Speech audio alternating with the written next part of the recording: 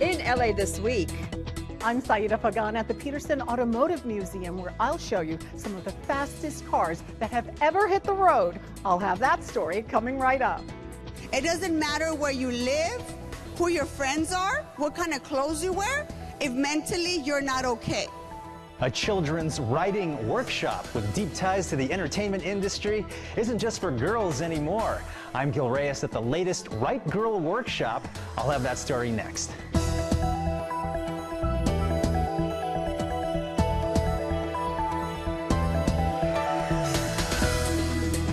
Hey everyone, I'm Yana Kay. Here's what's happening on LA this week.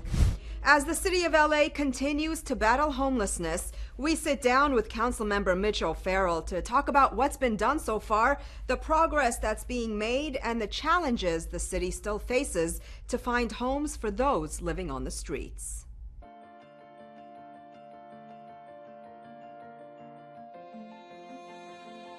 Whether you hate the idea, love the idea, whether people judge it good, bad, or ugly, if we want to house people who are experiencing homelessness, we have to get them under a roof and we have to get them well. The city of Los Angeles is the only city in the entire state that has created a fund to house people who are homeless. So many people out there think that really nothing is done because they see so many people on the street. Where are we now with bridge housing and with other types of housing in Los Angeles for the homeless? Sure. We're heading toward over 20 bridge housing sites. Right now we have a handful of them open. We have 2 in my district, and 1 is about to double in capacity, which will get us to over 200 beds in the 13th district for bridge housing. So what all this means is that in terms of what people see in their neighborhood, in the commercial corridors, in some of our parks, certainly downtown and all across the city, homeless encampments, under bridges, etc. Once these units begin coming online, and it's happening now, we're putting people by the hundreds now into bridge housing. That's the temporary category. And then we're going to be putting thousands of people into this permanent supportive housing within months, within years. In a few short years, we'll have 2,000-3,000 units. And when we start getting to where we're opening 5,000, 6,000, 7,000, 8,000, and up to the 10,000 units that are in the pipeline, there should be a visible decrease to Angelenos as they navigate through the city. We're human beings. No matter if you're living in poverty or if you're a multimillionaire, we all have pride. Humans have dignity. They want dignity. You can't just hit someone over the head like, I'm doing all this for you, aren't you lucky? It has to be a very sensitive, thoughtful approach.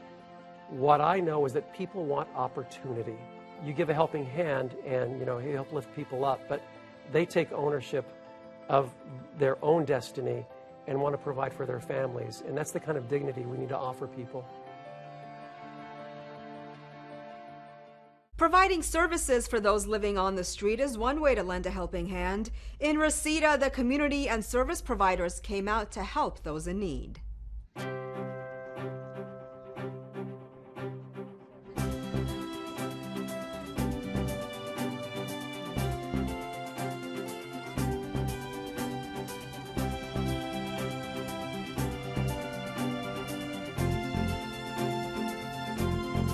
We represent LA Homeless Services Authority, and we basically fund a lot of the programs to help our homeless population. And because of the increase of our homeless population, we want to be able to work with the community and make sure that they know that there's programs in their community where they can be part of. And the idea is to think not just about what we're doing, but what we can do to really take that next step and not just address homelessness, but ultimately end it. A lot of times people are shamed because they're told, well, you ain't never gonna be nothing. When this woman who was a supervisor gave me that hope, it changed my entire life. There's a lot of misconceptions and myths about, what the causes of homelessness. We're focusing a lot on the chronic homeless population, but right now, because of the economy, there's so many new people. We really do need housing. And so the biggest thing is the community really will be really beneficial to helping this issue by assisting us in developing, ensuring that those programs are allowed in their community. People who are homeless stay in their community. We're trying to connect people and services and really make sure that we're operating in a strategic, positive direction. Organizations need to I'm not saying put on the shoes of the person, but just have empathy. It started as a place for kids to go to after school, but it now has evolved into something much bigger. We sit down with the executive director of A Place Called Home. When you think of the word home, hopefully you think of warm memories and good times. But what happens if where you reside doesn't necessarily evoke those feelings?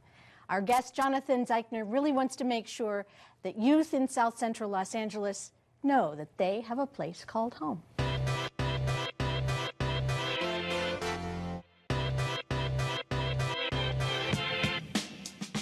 Started a year after the unrest of '92.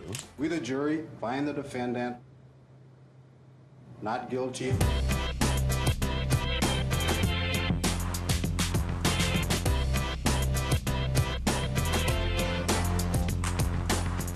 And was founded by a pretty remarkable woman named Deborah Constant. I really wanted to start a place for all the children to go to be safe, to feel safe. She raised some money, and she got some property, some rooms in a church, and she started providing safety and love, and that's really what the DNA of A Place Called Home is, safety and love.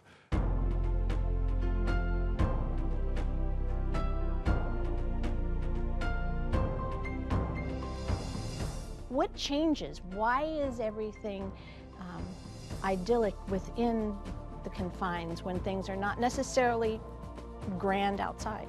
At A Place Called Home, anything can happen, and the kids know that. They come every day and they realize they don't know who they're going to meet, what's going to happen, what field trip are they going to go on. It seems to me not just a safe haven, but this place of inspiration and this place of promise. Yeah, it's an oasis, and I think you know, feeling like you can be yourself and that you're always going to get the encouragement and the nourishment, and not just nourishment for your body, but for your mind and your spirit as well.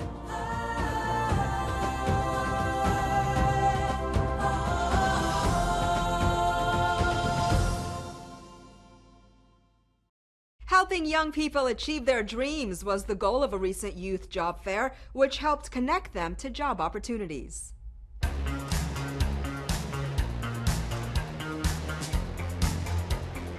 Today we are hosting the Passport to Your Future Youth Job Fair in partnership with Westville Culver City. We hope to have our 500 job seekers who showed up today to connect with Westville Culver City employers. We have 33 employers here today looking to hire for seasonal, permanent, part-time, and full-time positions. I'm looking for any type of job right now, especially anything that can have anything for 17-year-olds. I'm hoping to get some experience in retail. I'm going to college next year, so it's a good thing to be able to put on my resume and hopefully show people later on. Youth from all over Los Angeles found out about the opportunity through their school or their youth source center and through word of mouth and on social media.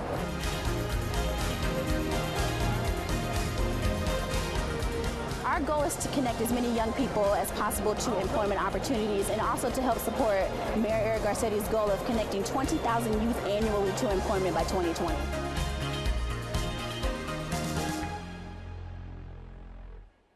She was a human rights activist who changed the lives of so many young Black LGBTQ people, and now she's being recognized for making a difference in her community.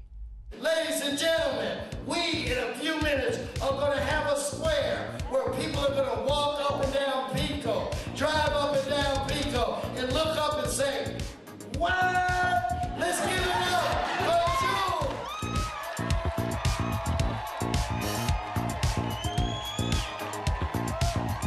you!" It's the most amazing concept I ever seen in my whole entire life. I wouldn't miss it for the world. I'm so proud of my mom. I'm so proud of her. This is a woman who helped change the course of the history of this country. Did things when people said that she couldn't.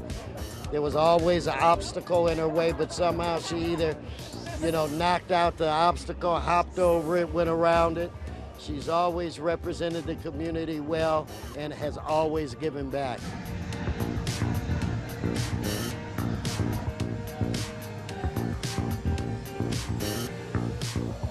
This is a place that's important to me because when I was younger, I used to come here, and I know there's a lot of people from all ages, all walks of life that have had some memorable moments here, and this has been a place for everyone to come and feel welcomed. Never would have thought, well, it's been 46 years now that I walked through that door and that I would be here for 42 years serving and partying too. I couldn't have done it without all of you. Really glad that this day is taking place and that I'm here to see it. Fantastic. It's more than I ever imagined would happen. And most of the time, folks are unable to appreciate, or either they're not on the planet any longer, and just to be here and feel the love, share with folks how it is that I feel about them too. 2, 1.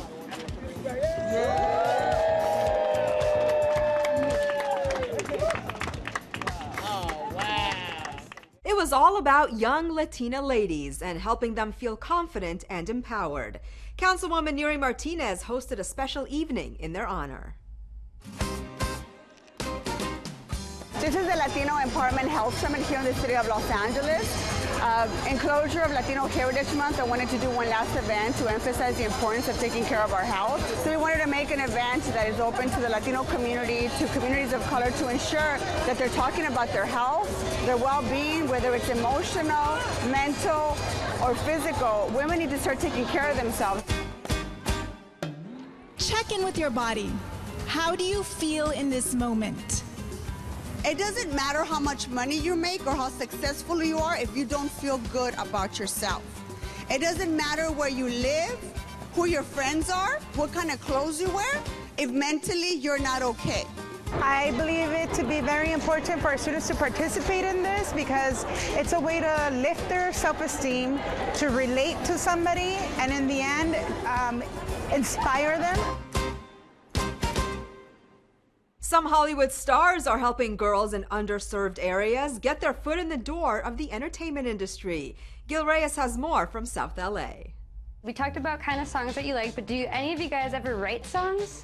A children's workshop with some powerful Hollywood connections is empowering young women through self-expression. The program is called Right Girl. My favorite thing to do is write in school. Because of this program? Yeah. I honestly like the teachers, and I like how we get to write about different stuff every day, because in a classroom we write for the same thing for a long time, but here we get to write about different things. For nearly 2 decades, Right Girl has offered free writing workshops for young women ages 13 to 18. Karen Taylor is executive director.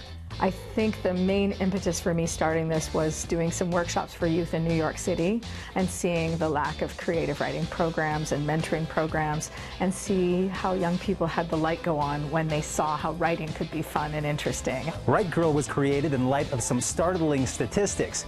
Consider that of the top 100 films last year, women made up just 15% of all the writers. That's according to a San Diego State study.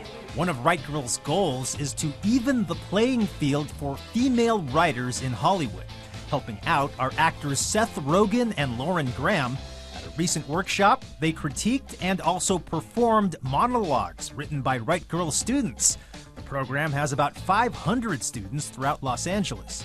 We do publish their work in a book. We do some performances at bookstores and theaters all around Los Angeles so they get on their feet and get a chance to share their work with the community. And then we also do workshops like we're doing here today at Roosevelt Park.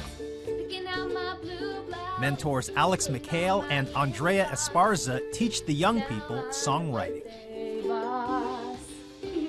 I almost think that I get more out of it than they get out of it sometimes when you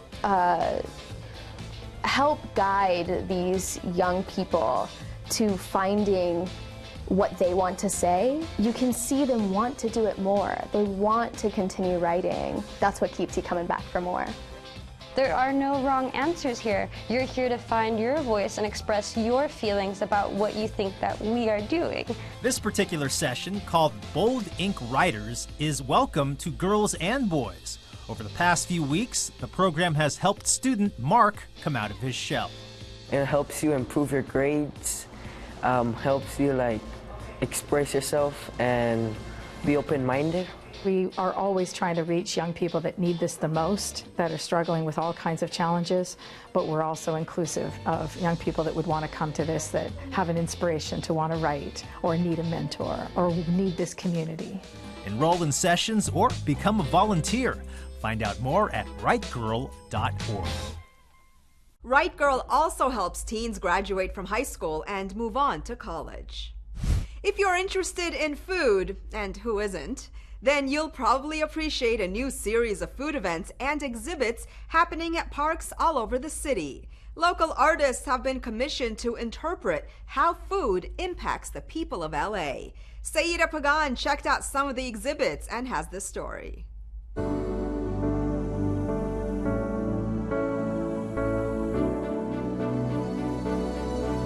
A humorous food art exhibit made from thousands of flaming hot Cheetos on display in South LA. And how about park benches with rounded ends resembling human teeth at Pershing Square? Now here's something to make you think: a huge display of single-use takeout food containers in North Hollywood. These one-of-a-kind, thought-provoking art pieces make up an initiative called Current LA Food. The Los Angeles Department of Cultural Affairs commissioned the art pieces. It highlights the important cultural exchanges that happen around food. It builds our city's sense of civic pride. The idea is to bring these free food art events to public parks and near mass transportation to make it easier for all Angelenos to experience art near where they live and work. The hope is that the Current LA Food exhibit will start a conversation about food, what's good and what needs to be improved. Artist Jasmine Orea created the Flamin' Hot Cheetos sculptures at Martin Luther King Jr. Recreation Center. Her message is about food access. I'm trying to talk about food deserts in South LA and all over Los Angeles and other parts of the world, and talking about how the easiest accessible food is processed food. Along with more than a dozen actual exhibits at parks all over the city, several programs and panel discussions on global issues and food equity are being held. The Institute of Contemporary Art carefully selected the pieces. The idea of food and art is not a new one, but it is a really timely moment to look at the intersection of art and food and look at issues of food through the lens of art and the perspective of artists. Organizers say besides the fact that food art gets people talking about some important social issues, Current LA Food is helping to elevate the profile of the local artists whose work is now getting international attention. Current Food LA runs through November 3rd. For more info, visit currentla.org. A new partnership is announced to provide job training in manufacturing. A new grant to the City of LA will help provide safer homes for low-income families. And it just got much cooler to hang out in the Hoover Triangle Plaza. All this in City Beat. The Los Angeles Housing and Community Investment Department was awarded a $5.6 million grant for their lead hazard remediation program by the U.S. Department of Housing and Urban Development. The grant will help in efforts to prevent childhood lead poisoning in homes occupied by lower-income families with children under 6. Mayor Eric Garcetti has announced the formation of LA Made 4.0, a partnership that aims to provide training and career opportunities in manufacturing. The program will include training in such avenues as biotechnology, fashion, food and beverage, aerospace, and defense. Councilmember Gil Cedillo celebrated the rededication of Hoover Triangle Plaza improvements with 2 shade structures, canopy trees, decorative pots, additional benches, and trash receptacles. Located at the intersection of South Union Avenue, South Hoover Street, and West 23rd Street in the University Park neighborhood, the shaded area makes for a great gathering location. It's a film festival that highlights LA stories as seen through the eyes of local filmmakers. It was a big turnout as a total of 26 short films were recognized.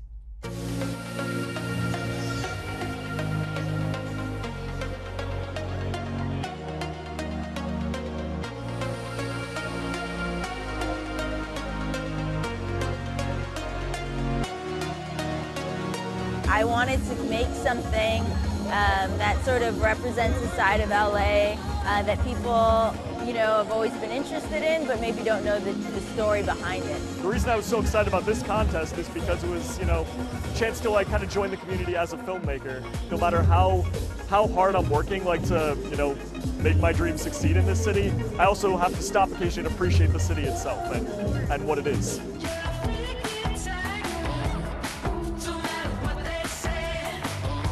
New Filmmakers provides a huge service to the emerging filmmaking community. It represents those who are underrepresented largely in the film industry today. Well, it's our first time, and so far we've been very impressed and excited to be a part of the community and meeting all the people that are here tonight.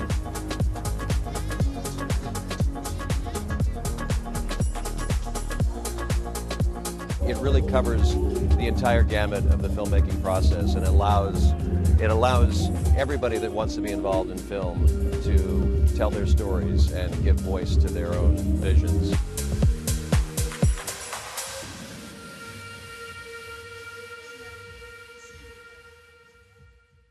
If you love fast cars and auto racing, then you're sure to love an exhibit that's showing at the Peterson Automotive Museum in Los Angeles. 10 of the world's fastest, most famous racing cars are currently on display.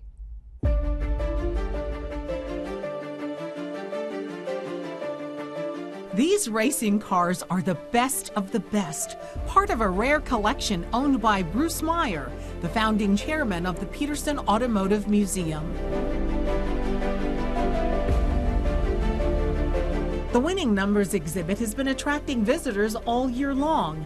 They can experience the sights and sounds at the heart of auto racing and get an up-close look at the winningest racing cars ever. This 1957 Ferrari came in first more than 25 times. It's a kind of Italian vehicle that if Americans had built it, would call it a hot rod. This first production 1962 Cobra is also part of the exhibit.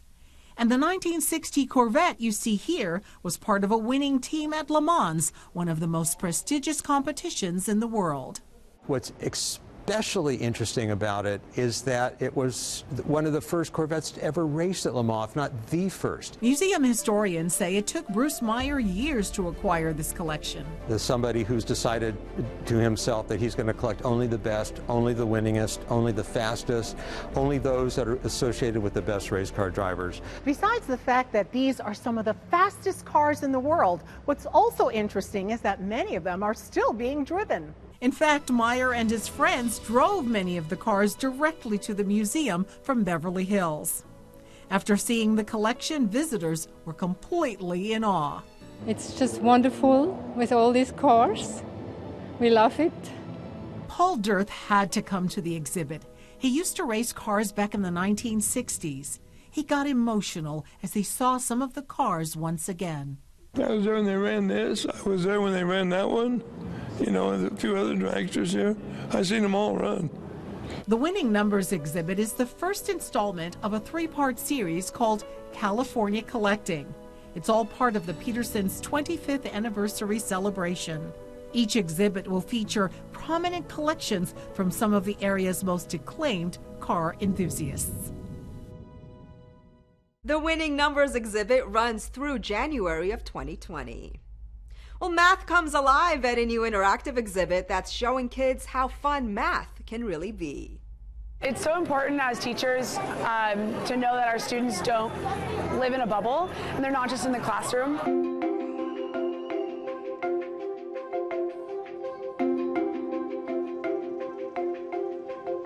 Math Alive is about life, but it's about where you find mathematics in life.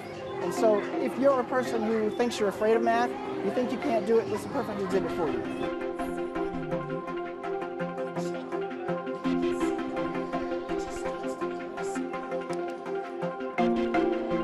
the thing that we measure is how much fun are these kids having and how much do they enjoy playing. And you know you're getting them hooked. And they're learning math without knowing that they're even learning math. Learning addition and subtraction and everything, it's easier when we get to come around and look around and have a hands-on experience with everything. I go to the Science Center school and it's a lot easier. We know a lot about the stuff that we might want to be when we grow up. Well, I want to be an astronaut.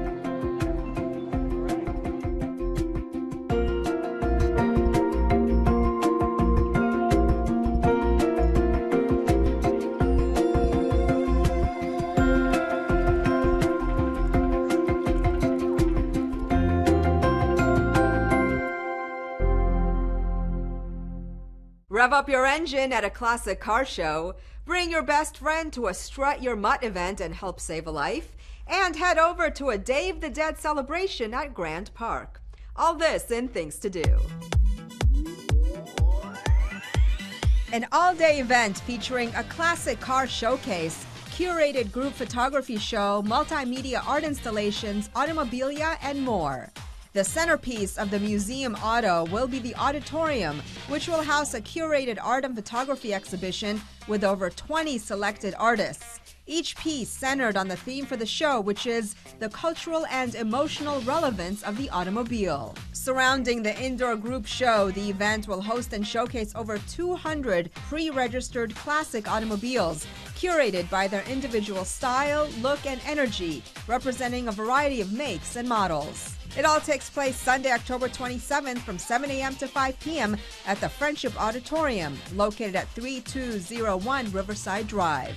For more, visit their listing on Eventbrite. Best Friends Animal Society is teaming up with partner rescue groups, shelters, and animal welfare organizations to help save the lives of homeless cats and dogs at Strut Your Mutt. Strut Your Mutt is a series of charity dog walks that brings communities together to raise money and save the lives of homeless pets. When you fundraise, you choose where your support goes, to Best Friends Animal Society or to your favorite participating local animal welfare organization. This year's event is on October 26th at Exposition Park in Los Angeles. Grand Park celebrates the traditions of Dia de los Muertos in partnership with Self-Help Graphics, featuring altars and performances by local artists and community groups. There are 35 altars this year, curated by Self-Help Graphics, located throughout Grand Park, as well as the newly renovated Music Center Plaza. Grand Park's downtown Dia de los Muertos returns Saturday, October 26th through Sunday, November 3rd. And that's a look at some things to do.